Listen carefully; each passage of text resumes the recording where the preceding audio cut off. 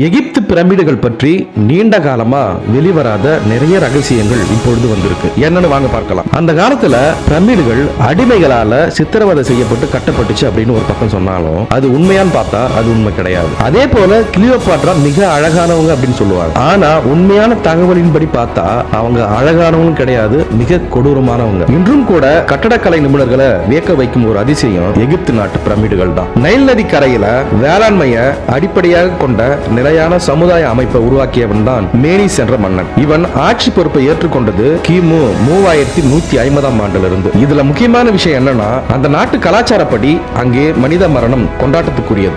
ஆனா மன்னனின் இறப்பு என்பது ஏற்றுக்கொள்ளப்படாது. ஆமாங்க, உயிரின்றி உணர்வின்றி மன்னன் சடலமாக படுத்து கிடந்தாலும் ராஜா உயிரோடு இருக்கிறார் என்ற நம்பிக்கையை அந்த நாட்டு மக்கள் வளர்த்து கொண்டிருந்தாங்க. அதனால்தான் அவன் எழுந்து வந்து விடுவான் என்ற எதிர்பார்ப்புல அவனுடைய உடலை பதப்படுத்தி மருத்துவ ரீதியான இந்த முறைக்கு மம்மி என்று பெயர்.